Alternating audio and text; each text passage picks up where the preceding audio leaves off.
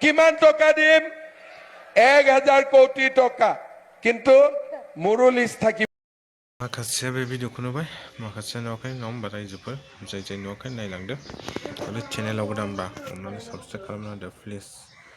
share खालामना हो जाहाथे बै जोंनि बिटिसि एरियानि रायजो राजाफ्रा नुयो दिनै हेमन्त मामाया जोंनो बर'फोरनो एबा बिटिसि एलेखा जत्थ' जाय जाय थायो हारिफोर बिसोरनो मा होलांखो बिटिसि एकर्डनि फालिनायाव हेमन्त मामाया मा होलांखो बिथाङा नैबे स्पिचनि गेजेरजों माखासे गोनां बिबुंथि होलांदों रायजोफोर नोंसोर खोनासंदो बेनि उनाव कमेन्ट हर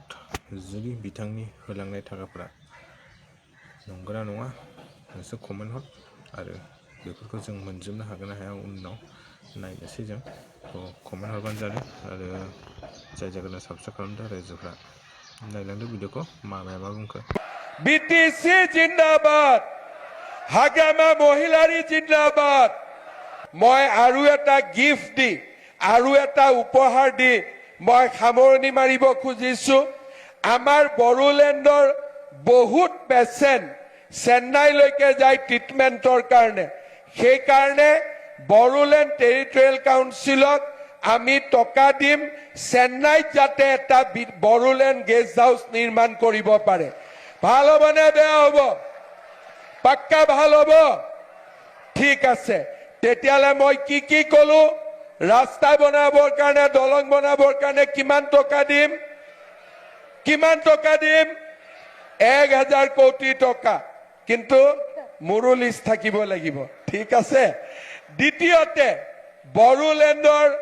15000 ল'ৰা ছোৱালীক আমি 2 লাখ টকা কৈ দিম এইটো লিষ্টত মোৰ নাথাকিলেও কথা নাই খালি বড়োলেণ্ডৰ যুৱক যুৱতী থাকিলে হ'ব তৃতীয়তে আৰু কি কলো যে বাগৰুম্বাক এইবাৰ আমি দিল্লীলৈকে লৈ যাম পাক্কা আৰু লাষ্টত আমি কি কলো যে চেন্নাইত কলিকতাত বিটিসি গেষ্ট হাউচ আছে দিল্লীত বিটিসি গেষ্ট হাউচ আছে এইবাৰ চেন্নাইত আমি বিটিসি গেষ্ট হাউচ নিৰ্মাণ কৰিম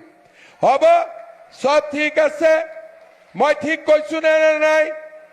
ঠিক আছে এতিয়া সকলোৱে মোৰ লগত ক'ব ভাৰত মাতা কে বহুত বহুত ধন্যবাদ সকলো ভালে থাকক মোৰ লগত আৰু এবাৰ ক'ব বিটিসি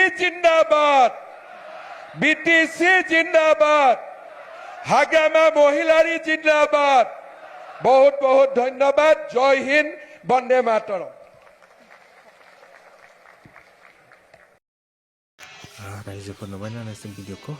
1 कोटी रां बिटिसि डेभेलपमेन्टनि थाखाय नङा होमबा जाहाथे रायजो राजाफ्रा गोजानाव ट्रिटमेन्ट लाहैनो गोनां जाया जोंनि बिटिसि एरियायावनो गिदिर गिदिर ट्रिटमेन्टफोरखौ बानायनो हायो बेनि थाखाय डेभेलपमेन्ट इयुथ्सफोरनि थाखाय डेभेलपमेन्ट आरो गोबां दं लाइनफोराव डेभेलपमेन्टनि बेखौ गावसोर उनाव फोरमायना होसिगोन बिनि थाखाय 1,000 कोटी 1000 करोड़ होलांनो नागिरदों नङा होमबा खोथा बुंदों बियो इलेक्सना फैगौ खाथि खोथाया दंबाय गावसिनि सरकारा थागोन ना थाया एबार मिथिया जों रायजोफोर मा बुंनो सानो बिनि सायाव कमेन्ट हरनोसै